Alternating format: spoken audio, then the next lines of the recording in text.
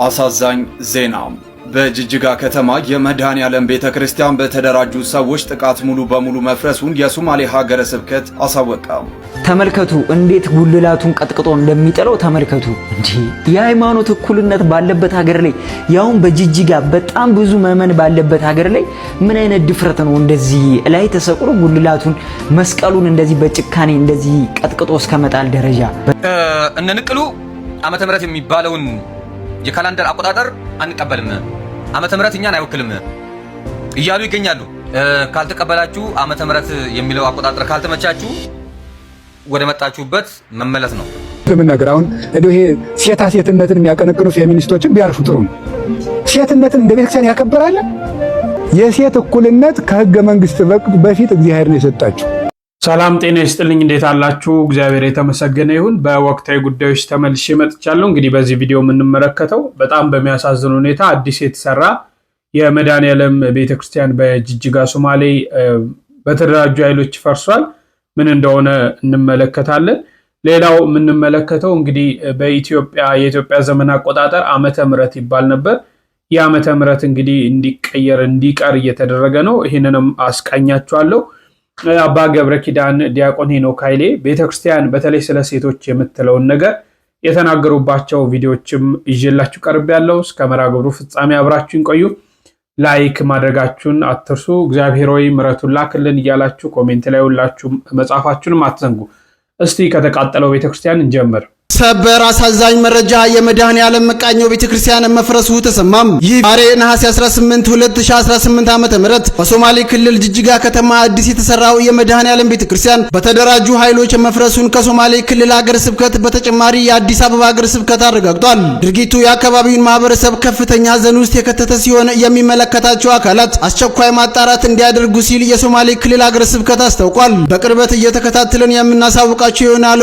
አሳዛኝ ዜና በጅጅጋ ከተማ የመድኃኔዓለም ቤተክርስቲያን በተደራጁ ሰዎች ጥቃት ሙሉ በሙሉ መፍረሱን የሶማሌ ሀገረ ስብከት አሳወቀ። በሶማሌ ሀገረ ስብከት ጅጅጋ ከተማ የሚገኘው የመድኃኔዓለም ቤተክርስቲያን የተደራጁ አካላት ሙሉ በሙሉ ህንፃ መቅደሱን በማፍረስ አውድመውታል። ይህም ድርጊት ሲፈጸም የሚያሳይ የቪዲዮ ምስል የሶማሌ ሀገረ ስብከት በገጹ ላይ ለቀቀ ሲሆን የክልሉ መንግስት ህግን እንዲያስከብርም ጠይቋል። ተመልከቱ እንዴት ጉልላቱን ቀጥቅጦ እንደሚጠለው ተመልከቱ። እንጂ የሃይማኖት እኩልነት ባለበት ሀገር ላይ ያውን በጅጅጋ በጣም ብዙ መመን ባለበት ሀገር ላይ ምን አይነት ድፍረት ነው? እንደዚህ ላይ ተሰቅሎ ጉልላቱን መስቀሉን እንደዚህ በጭካኔ እንደዚህ ቀጥቅጦ እስከመጣል ደረጃ በጣም ያሳዝናል። የመድኃኔዓለም ቤተክርስቲያን ነው። ይህንን ቪዲዮ ሼር ኮፒ ሊንክ እያደረጋችሁ ለጅጅጋ ሀገረ ስብከት እስከሚደርሰው በደንብ ሼር ኮፒ ሊንክ አድርጉ። እንደተከታተላችሁት ነው። እጅግ በጣም ነው የሚያሳዝነው። የሰው ልጅ ድፍረት ምን ያህል እንደደረሰ ነው። እንግዲህ የሰውን ቤተ እምነት በዚህ ደረጃ መንካት ምን እንደሚባል አላውቅም። ባይዘዌ በጣም የሚገርማችሁን የሚደንቃችሁ ነገር የኢትዮጵያ ኦርቶዶክስ ተዋሕዶ ቤተክርስቲያን አማኞች የአንድም ቤተ እምነት መገለጫቸው ቤታቸውን ሲያፈርሱ ሰምተን አናውቅም። የፕሮቴስታንቱን የሚሆን የእስልምና እምነት ተከታዩን የሚሆን የሌላው የማንንም ቤተ እምነት ቤት አያፈርሱም። አሁን እንግዲህ በዚህ በሶማሌ ጅጅጋ የተደረገው በዛሬው ቀን እንግዲህ ቤተክርስቲያኑ አናት ላይ በመውጣት ጉልላቱን በመጣል በማፍረስ ይሄ ምንድን ነው? የተደራጁ ኃይሎች እንግዲህ የሶማሌ ጅጅጋ ሀገረ ስብከት መግለጫ ወጥቷል። የአዲስ አበባ ሀገረ ስብከትም ይህን መግለጫ አስነብቦናል። የተደራጁ ኃይሎች ቤተክርስቲያኒቷን አፍርሰዋል፣ በአስቸኳይ መፍትሄ ይሰጠን፣ ማን ይህንን ነገር እንዳደረገ ይጣራ የሚል መጠየቅ ያለባቸውን ተጠይቀዋል። እስከ መቼ ነው ግን እነዚህ ያልታወቁ ኃይሎች የተደራጁ ኃይሎች እየተባለ የኢትዮጵያ ኦርቶዶክስ ተዋሕዶ ቤተክርስቲያንን ለማጥፋት ይሁን ምን ይሁን በጣም ነው ግራ የሚያጋባው። ምን አደረጋችሁ? ቤተ እምነቱ ኦርቶዶክስ ምን አደረገች? ይችን ሀገር እኮ ያቆየች ናት ይቺ ቤተክርስቲያን። ዛሬ እንግዲህ እየተነሱ ከመሬት ተነስቶ ማንም ደስ ሲለው ቤተክርስቲያኒቷን ያፈርሳል። እግዚአብሔር ምሕረቱን ይላክልን። በእውነት ግን ቤተ እምነት የእግዚአብሔርን መገለጫ ቅዱስ ደሙ ጠብ ያለበትን እሱ ፈቅዶ የተሰራበትን ቤተክርስቲያን አፍርሳችሁ ለጊዜው ደስታ ልታገኙ ትችላላችሁ። ህይወት ግን አይኖራችሁ፣ ሰላም ግን አይኖራችሁ። እያንዳንዳችሁ ውስጣችሁ ሰላም እንደማያገኝ ንጹሐንን ነክታችሁ መገለጫውን ቤቱን ነክታችሁ በፍጹም ሰው ከቻለ በሐሳብ ነው የሚሞግተው። ቤተ እምነቱን ስላፈረሳችሁ ኦርቶዶክሳውያንን አታጠፉ። ቤተ እምነቱ ስለፈረሰ እዛ ጋር ኦርቶዶክስ እንዳይኖር ኦርቶዶክሳውያንን ቁጥር እንቀንሳለን ብላችሁ የምታስቡ ከሆነ እየተሸወዳችሁ ነው። ይሄን በማድረግ ሀገር ሰላም አይኖራትም። ስለዚህ የሚመለከተው አካል ይሄን እንዲህ አይነት ነገር የሚያደርጉትን በትኩረት ተከታትሎ እርምጃ ሊሰጥ ያስፈልጋል ብዬ አስባለሁ። እንግዲህ በሶማሌ ጅጅጋም የሚገኝ የመንግስት አካል ይሄንን ነገር መፍትሄ ይሰጣል ብዬ አስባለሁ። እግዚአብሔር ግን ምሕረቱን ይላክልን። እሺ እንግዲህ ወደ 4000 የሚጠጉ ኢትዮጵያውያን የምክክር ጉባኤ ሲያደርጉ እንደነበር ይታወሳል። በተለያየ ጊዜ የተለያዩ ነገሮች ሲወጡ እየተመለከትን ነበር። እንግዲህ አሁን ከስምምነት ላይ ከተደረሱ ነገሮች መካከል አንዱ የኢትዮጵያ አቆጣጠር እንግዲህ እኛ ዓመተ ምህረት ነበር የምንለው ይህ ዓመተ ምህረት ወደ እንደ ኢትዮጵያ አቆጣጠር እንዲቀየር የሚል ነገር ተነስቷል። አንድ ወንድማችን ያነሳውና ዜናውን አስቀኝቻችሁ አንዳንድ ሀሳቦችን እንነጋገራለን። ዓመተ ምህረት ይቀየር በሚለው ስምምነት ላይ መደረሱ ተነገረም። ዓመተ ምህረት ወይንም ዓመ የሚለው የዘመን አቆጣጠር የኢትዮጵያ አቆጣጠር ወይንም ኢአ እንዲባል ስምምነት ላይ መደረሱ ተነግሯል። ዓመተ ምህረት የሚለው የዘመን አቆጣጠር እንዲቀየር የተለያዩ ምክረ ሀሳቦች ሲቀርቡ የነበረ ሲሆን ለ4000 ጉባኤተኞች ተነቦም የምክክር ኮሚሽኑ በተረከበው ሰነድ ዓመተ ምህረት የሚለው ቀርቶ የኢትዮጵያ አቆጣጠር እንዲባል ከስምምነት መደረሱን ተመካካሪዎች ገልጸዋል። በተጨማሪም ሂጅራ እንደ ካላንደር ይካተት ተብሎ መያዙም ተገልጿል። ስምምነቱን እንዴት አያችሁት? ሀሳብ አስተያየታችሁን ኮሜንት ላይ አካፍሉን። ለተጨማሪ አዳዲስና ወቅታዊ መረጃዎች ፎሎ ማድረግ እንዳትረሱ። እነ ንቅሉ ዓመተ ምህረት የሚባለውን የካላንደር አቆጣጠር አንቀበልም፣ ዓመተ ምህረት እኛን አይወክልም እያሉ ይገኛሉ። እነ ፍልፍሉም እንደዚሁ አንቀበልም እያሉ ይገኛሉ። ካልተቀበላችሁ ዓመተ ምህረት የሚለው አቆጣጠር ካልተመቻችሁ ወደ መጣችሁበት መመለስ ነው። ይሄ ኢትዮጵያ ነው ያለ ነው። ኢትዮጵያ የክርስቲያን ደሴት ነች። አንድ የሚያረገን ታሪክ አለ። አንድ በሚያረጉን ታሪኮች ላይ አብረን እንቀጥላለን። አንድ የማታረገን እምነት አለች። እምነታችን የግላችን ነው። ይዘን እንቀጥላለን። ኢትዮጵያ የምትባለው ሀገር ግን ማንም ሳይኖር እኛ ነበርን። ማንም ሳይኖር የእግዚአብሔር ምድር የእግዚአብሔር ሀገረ እግዚአብሔር ተብላ ትታወቅ ነበረ። ከአዳም ዘመን ጀምሮ እስከ ኖህ ድረስ፣ ከኖህ ቀጥሎም እስከ አባቶቻችን እስከነ ዮቶር ድረስ፣ እስከነ ኦባብ ድረስ፣ ኋላም እስከ ንግስት ሳባ ድረስ። ስለዚህ ዓመተ ምህረት የሚለው ካላንደር ካልተመቻችሁ ሊቭ ኢትዮጵያን ለቀህ በሂጅራ ወደሚቆጥሩት መሄድ ነው።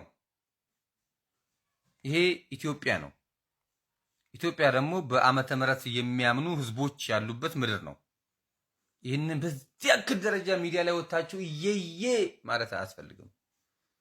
ይሰማል? ኮፒ ሊንክ አድርጉልኝ ክርስቲያኖች። ሰላም ክርስቶስ ከሁላችን ጋር ይሁን። ተወደደም ተጠላም ኢትዮጵያ የድንግል ማርያም የርስት ምድር ነች። እንግዲህ እንደተከታተላችሁት ነው። ይህ ዓመተ ምህረት የሚለው ከግዕዝ ቋንቋ የተወሰደ ነው። በቅድሚያ ስንመለከት ማለት ነው። ይሄ ምንድነው ካለን የዛሬ 2018 ዓመት ነው ዓመተ ምህረት የተባለው። ይሄ እንዴት ነው ካለን እንግዲህ አዳም በደልን ከበደለ በኋላ አታድርግ የተባለውን ትእዛዝ ካፈረሰ በኋላ እግዚአብሔር ሞትን ቀጣው። ፍርድ እንግዲህ ክርስቶስ ፍርዱ ደረሰበት አዳም ላይ።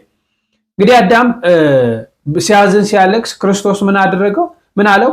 ልጁ ነው የፈጠረው ነውና ከ5500 ዘመን በኋላ ከልጅ ልጅ ተወልጄ አድንሃለሁ አለው። ይሄ 5500 ዘመን ዘመነ ጨለማ ነበር፣ ዘመነ ፍዳ ነበር፣ ዘመነ ኩነኔ ነበር፣ የሲኦል ዘመን ነበር። ይሄ 5500 ዘመን ማለት ነው።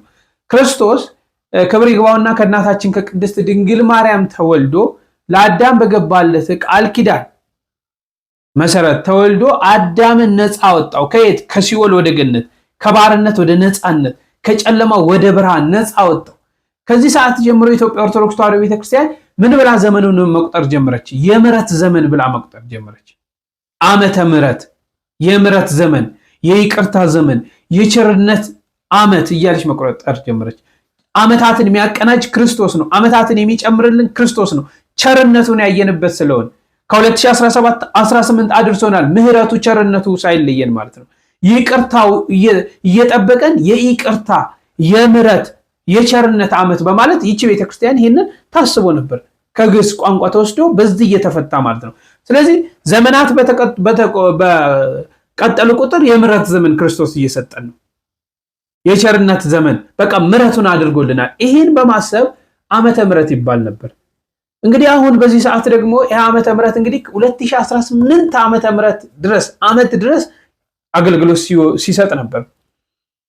ይሄንን ተከትሎ ባይዘው ውጭዋንን ብታየው ቢፎር ከክርስቶስ ልደት በፊትና ከክርስቶስ ልደት በኋላ እያሉ ራሱ ይቆጥራሉ።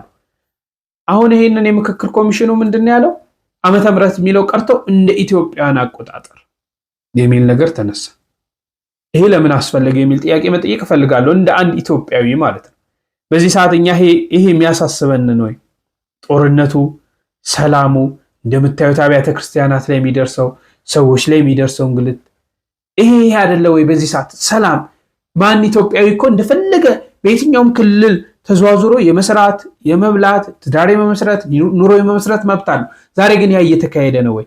እነዚህ ነገሮች አያሳስቡንም ወይ? ይሄ ለምንድን ነው እንደ ጥያቄ ሆነው ያሰበው የቀረበው? እንደዚህ አይነት የውሳኔ ሀሳብ የቀረበበት ምክንያት አልገባኝ። እንደ ኢትዮጵያን አቆጣጠር ነው የሚሻለው? የለመድናት የምህረት ዓመት እያልን መቁጠር ነው የሚሻለው? ባይዘው ኢትዮጵያ እኮ የራሷ አይነት ካለንደር አላት፣ አቆጣጠር አላት። እንደ ኢትዮጵያ አቆጣጠር ተባለም አልተባለም ኢትዮጵያ የራሷ ከዓለም የተለየ አቆጣጠር አላት፣ ትታወቃለች። እና ለምን እንዲህ አይነት ነገሮች እንደመጡ አላውቅም። እስኪ በዚህ ላይ ሐሳባችሁን ስጡ። ምን ትላላችሁ? እሺ ወደ ቤተክርስቲያን እንለፍ። ምንድነው የምናልፈው? እንግዲህ ሰሞኑን ስለ ፌሚኒስት በጣም እየተነሳ ነው ብዙ ነገር፣ ሴቶችን ሃይማኖት ጠል ለማድረግ ሃይማኖቱ በተለይ ኦርቶዶክስ፣ ስለ ኦርቶዶክስ ነው ማነሳው። ኦርቶዶክስ ስለ ሴቶች ማይሆኑ ነገሮችን እንደምትናገር፣ ሴቶችን ኋላ ቀር አድርጋ ወይም ተጨቁነው እንዲኖሩ እንደሚታረግ እየተነገረ ነው። ይሄ ግን ፍጹም ስህተት እንደሆነ በተለይ አባ ገብረ ኪዳን የተናገሩት አለ። ከዚህ ጋር ደግሞ ላስመለክታችሁ ፈልገው ስለ ትዳርም የኛ ቤተክርስቲያን ስለ ትዳር ምን ትላለች፣ ስለ ሴቶች ምን ትላለች የሚለውን ነገር እንመልከት። የሴት እኩልነት ከህገ መንግስት በፊት እግዚአብሔር ነው የሰጣቸው። ሃይማኖት በጣም መመታት ያለበት አይዲዮሎጂ ይሰበር እንደሚባለው መሰበር ያለበት ነገር ብዬ ነው ማስብ። ኖርማሊ ከሃይማኖት ሴቶችን ከሃይማኖት ተቋማት መውጣት ነው አንግሊ። that's my only angle። ፌሚኒዝም ራሱ አይደለም የኔ አንግል። ሴቶች ከሃይማኖት ስርዓት ውስጥ ከወጡ ወይም ከሃይማኖት አስተሳሰቦች ውስጥ ከወጡ it's just only natural. You know, I'm so glad to see that you guys are coming to the realization that religion is actually a weapon formed against women.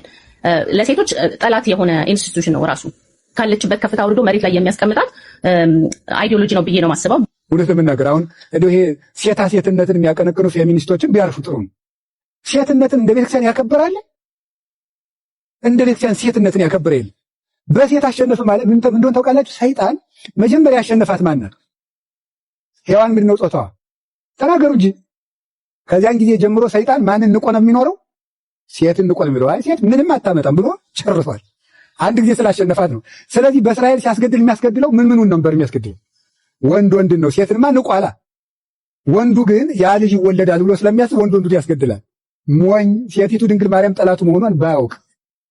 ከዚያ በኋላ ምን አደረገ? እግዚአብሔር ዓለምን ሰይጣን የጎዳው በማን በኩል መጥቶ ነው? በሴት። ክርስቶስ ሰይጣንን በማን በኩል አሸንፈው? ሰይጣን በናቃት በማን በኩል ነው የመጣው? በሴት በኩል መጣ። ስለዚህ ምን አደረጋ? ምን ይላል አባ ጊዮርጊስ? በራቅኩበት ቀረብኩ፣ በወደቅኩበት ተነሳው። በሴት ወድቄ ነበር፣ በሴት ተነሳው። በሴት ርቄ ነበር፣ በሴት ቀረብኩ ይላል። ያችን ማናት? በሉ እንጂ ድንግል ማርያም ናት። የእናቷን የሔዋንን ግፍ የመለሰች የሰው ዘር መመኪያ፣ የሰው ዘር ምልክት ቁማ የምትታይ ሰው እንደ ማርያም ነው እኮ መባል ያለበት። ሁሉ ሰው ይሏቸዋል እንደ ድንግል ማርያም። ሃይማኖት በጣም የብዙ ጭቆና መሳሪያ ሆኖ የኖረ ነገር ነው። ሃይማኖት አይደለም የሚጨቆነው፣ ግን ሃይማኖት መሳሪያ ሆኗል ካል ያ መሳሪያ ኦልሬዲ መጨቆኛ ነው ማለት ነው። አዎ ሃይማኖት ስፍራዎች ላይ ሴት ልጅ ምንድን ናት? አይደል ረዳት ናት፣ ኦር አሳሳች ናት፣ ወይ ደግሞ መቀጣጫ ናት አይደለ? ከነዚህ ሶስት ውጭ ጤነኛ ሮ ራሱ በስነ ስርዓት የሚሰበክ አይመስለኝም። እኔ ሲሰበክም ተብሎ ነው የሚደመጠው። አብዛኛው ኢትዮጵያዊ በተለይ ኦርቶዶክሳዊው ሲምል ምን ብሎ ነው የሚምለው? አትምሉ መሰለኝ እናንተ ምን ብሎ ነው የሚምለው? ስለዚህ በሴት የሚማልበት ሀገር ውስጥ ነው እየኖርን ያለው። በሴት ስም የሚማልበት ሀገር እንግዲህ ማርያም የሚለው ስም ክርስቶስ አፉን የፈታበት ስም ነው፣ ማርያም እያለ ነው። ስለዚህ ሴት ልጅን የሚያገል አልነበረም የሃይማኖቱ ቅርጽ። ምናልባት ስናየው አንዳንድ አሁን ሴት ልጅ ዶሮ እንኳን አታርድ፣ ዶሮ እንኳን ባርካ አታርድ። ግን እንደዚህ አይነቶቹ ጽንሰ ሐሳቦች ራሱ የሴት ልጅን ክብር የሚያሳዩ። ሴት ዶሮ የማታርድበት ምክንያት ስለምትገለል ወይ ስለምትናቅ አይደለም። በጣም ጥሩ መልስ አላት የኢትዮጵያ ኦርቶዶክስ ተዋሕዶ ቤተክርስቲያን። ሴት ዶሮ የማታርደው ሕይወት የምትሰጥ ሴት ሕይወትን ስለማታጠፋ። የሀገር መሪዎች ኢትዮጵያ ውስጥ መጽሐፍ ቅዱስ ውስጥ የምታገኙት ሁለት ኢትዮጵያውያን ናቸው። የሀገር መሪዎች ሁለቱም ሴቶች ናቸው። የመጀመሪያዋ አዜብ፣ ንግስት አዜብ ወይም ማክዳ ብለን የምንጠራት ንግስተ ሳባ ማለት ነው። ሁለተኛዋ ህንደኬ የምትባለው በሐዲስ ኪዳን መጽሐፍ ላይ የተጻፈች ሴት። ሁለቱም የሀገር መሪዎች ናቸው። ስለዚህ ሴት ልጅ ስልጣን ላይ መውጣት አለባት፣ ሴት ልጅ ከፊት መሆን አለባት ለማለት ከሌላው ሀገር የተሻለ መጽሐፍ ቅዱሳዊ ሃይማኖታዊ ባክግራውንድ ያለበት ሀገር ነው ኢትዮጵያ። ሳባን እንኳን ብትመለከቱ ንግስተ ሳባ ወደ ሰሎሞን ሄደችው ትምህርት ልትማር ነው አይልም መጽሐፍ ቅዱስ። ከአንድ የምስራቅ አፍሪካ ሀገር የዛን ጊዜ የዓለም ማዕከል ወደ ሆነችው ወደ እስራኤል እውነት እንደተወራለት አዋቂ ነው ወይስ አይደለም ብላ ለመጠየቅ እንቆቅልሽ አዘጋጅታ ነው ሄደች። ስለዚህ ሃይማኖታዊ ነው ልንል አንችልም፣ በሃይማኖት ልናሳብብ አንችልም። የኛ ችግር የኢኮኖሚ የምኑ ማህበራዊ ጉዳይ ይተነተናል እንጂ ሃይማኖታዊ መሰረቱ ግን ሴት ልጅ ከፍ የሚያደርግ ነው። እኔ አምላክ ወይም የኔ ፈጣሪ ማናት? ሴት ናት። የተሰበርሽው የእስራኤል አምላክ ጀዝባ ነው። ኦርቶዶክስ የሆነ ወንድ ደፋሪ ሆኗል። ኦርቶዶክስ የሆነ ወንድ ሴትን አንቋሻሽ፣ አጥላይ፣ የበታች አድራጊ፣ ተሳዳቢ፣ አጥቂ፣ አሲደፊ ሆኗል። ፌሚኒስትነት ምንድነው ሲባል እኔ ለአንድ ጋዜጠኛ ሚስት መሆን የተሳናቸው ሴቶች ጫጫታ፣ ሚስት አይነ ስውር ምን ማየት የተሳነው ይባላል አይደል? ጆሮ የማይሰማ ምን ይባላል? መስማት። ፌሚኒስት ሴት ማለት ሚስት መሆን የተሳናት። እነኚህ ቪዲዮዎች አዳምጧቸው። እንዲሞላ ከፈለጋችሁ ሚስት ከሆንሽ የባልሽን ችግር ለቤተሰብ አታውሪ። ምኑን ነው ማውራት ያለብሽ? ፍቅሩ መልካም ነገሩን። የኔ ባል ጥሩ ነው፣ ያስብልኛል፣ ይወደኛል በይ። ምን ችግር አለው እንዴ? ባልም ደግሞ ከሆንክ የሚስትህን ክፉ ነገር እያወጣ ለቤተሰብ አታስጣ። ምክንያቱም ቤተሰብ ያንተን መልካምነት ስለሚወድ ይጠላታል። ከጥሷን አንተ እስካትጠላሃት በኋላ እንዴት አድርጎ ነው ቤተሰብ ያንተን የሚወደው? ልክ አይደለም። ስለዚህ ለቤተሰብ የምትነግረው ምንድነው ማለት ነው? የኔ ሚስት ውብ ናት፣ መልካም ናት፣ ታስብልኛለች ነው። ቅድም ደግሞ የገባችሁትን ቃል ኪዳን በደንብ እንድጠብቁ ነው።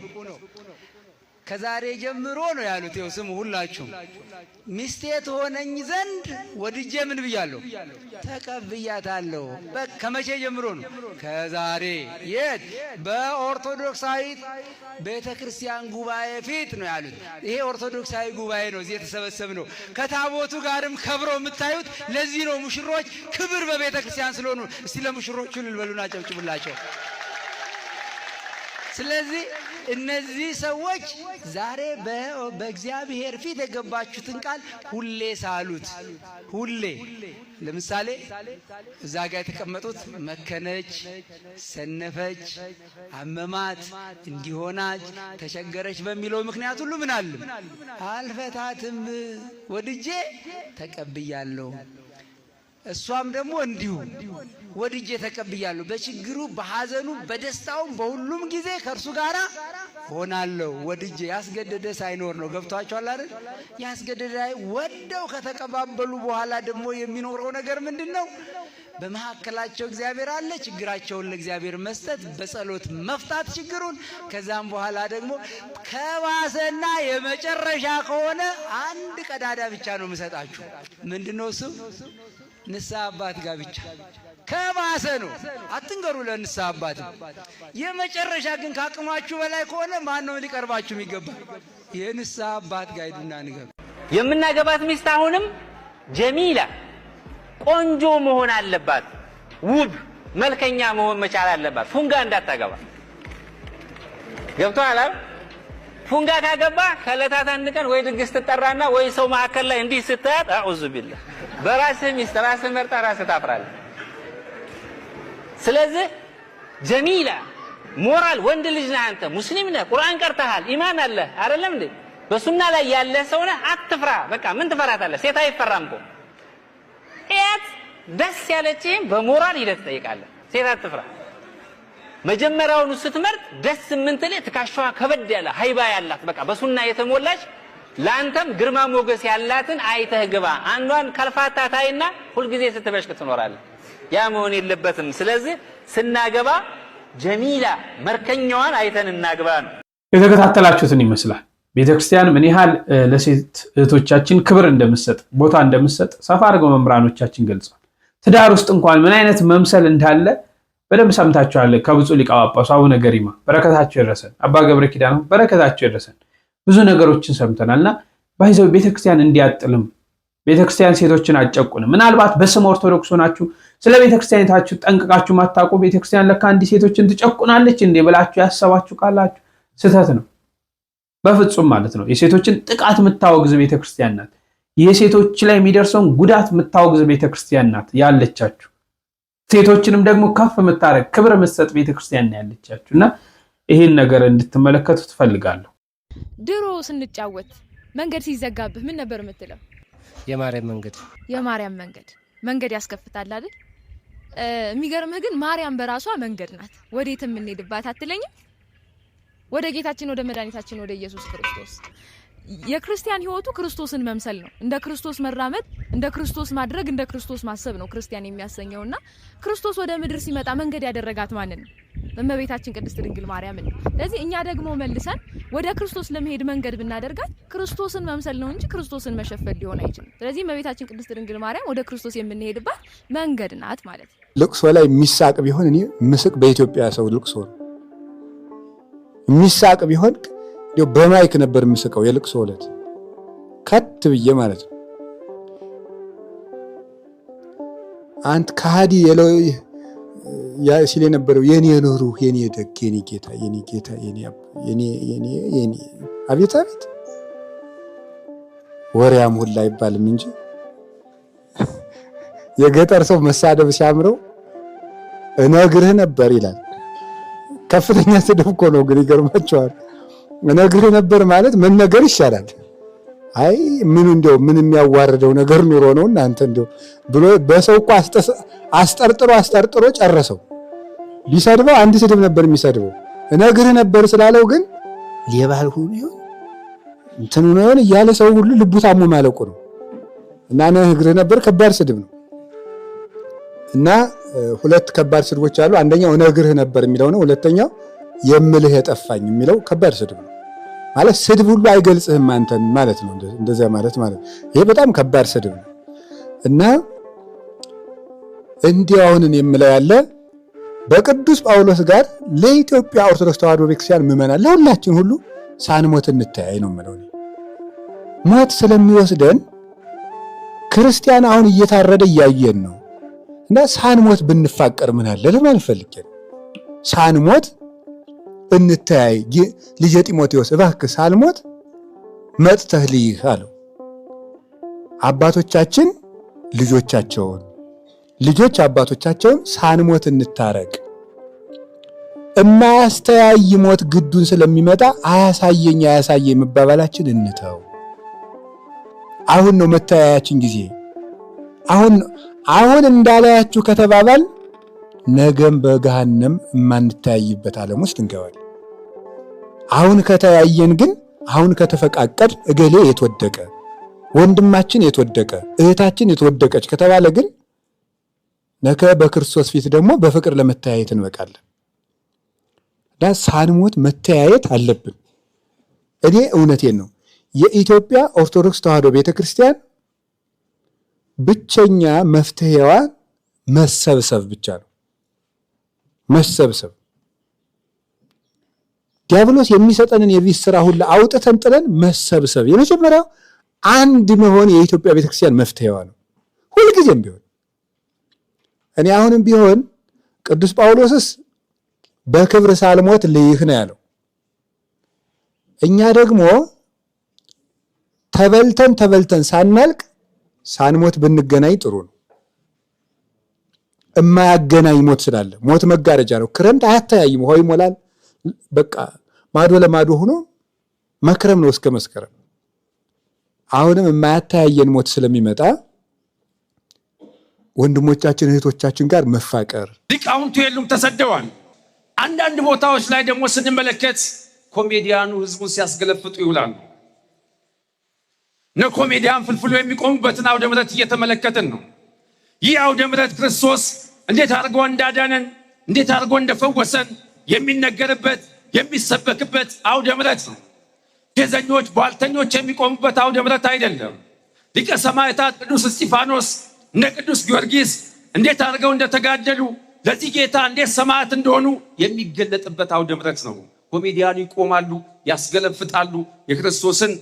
የክርስቶስን የምዕመናንን ልብ የሚከፍቱ ካህናትን አሳደው ኮሜዲያኑ ቦርሳ ሲያስከፍቱ ይውላሉ። ሊቃውንቱ የሉም፣ ተሰደዋል። አንዳንዶች ሊቃውንት የሉም፣ ጫማ ጥራጊ ሆነዋል። ስራውን ለመናቅ ፈልጌ አይደለም። አንዳንድ የመጽሐፍት መምህራን የሉም፣ ተሰደዋል። ወፍጮ ቤት ዱቄት ተሸካሚ ሆነዋል። ስራውን ለመናቅ ፈልጌ አይደለም። አንዳንዶቹ እንጨትና ድንጋይ ፈላጭ ሆነዋል። መጽሐፍን የሚያውቁ የክርስቶስን ወንጌል የሚሰብኩ በአውደ ምሕረቱ የማይጠፉ አንዳንድ ሊቃውንት ወያላም ሆነው በብዙ ሲንገላቱ ተመልክተናል። ልጆቻቸውን የሚያበሉ ታተው ለዘመናት ድንጋይ ላይ ተቀምጠው ኮሾሮ እየበሉ በእንተ ማርያም ብለው ተማጽነው ቆሎ እየበሉ የተማሩ ሰዎች 20 ዓመት ከዛ በላይ ቆይተው ቃለ እግዚአብሔርን የተማሩ ሰዎች ከየአውደ ምሕረቱ መካከል ተሰደዋል። የኔ ቢጤ ሆነዋል። የሰው እጅ መመልከት ጀምረዋል። እኛ እነዚህ ሊቃውንት ልንሰበስባቸው ይገባል። አውደ ምሕረቶቻችን የፌዘኞች የኮሜዲያን የቧልተኞች መንደር እንዳይሆን ልንጠነቀቅ ይገባናል። ሊቃውንቱ ለልብ ይናገራሉ፣ ኮሜዲያኑ ያስገለፍጣሉ፣ ቦርሳና ሳንቲም ይጠይቃሉ። ከዚህ የዘለለ ነገር የለም። ቃለ ሕይወትን ያሰማልን። እኛም በሰማነው 30-60 ዓመት ያማሩ ፍሬዎችን ለማፍራት ያብቃን። እንግዲህ እግዚአብሔር አምላክ ለሀገራችን ምሕረት ያምጣ። ሰላም፣ ፍቅር፣ ከምንም በላይ ሰላም፣ ከምንም በላይ ፍቅር ይበልጣል። ሰላም ካለ ምንም ነገር ማድረግ ይቻላል። ሰላም ከሌለ ግን መንቀሳቀስ፣ መብላት፣ መውጣት፣ መውረድ ከባድ ነውና እግዚአብሔር ሁሉ ነገር ያስተካክልልን ለማለት ፈልጋለሁ። ሐሳብ አስተያየታችሁን ስጡኝ። ሰብስክራይብ ያላደረጋችሁ ሰብስክራይብ እያደረጋችሁ በሌላ ጊዜ እስክንገናኝ ቸር ቆዩልኝ።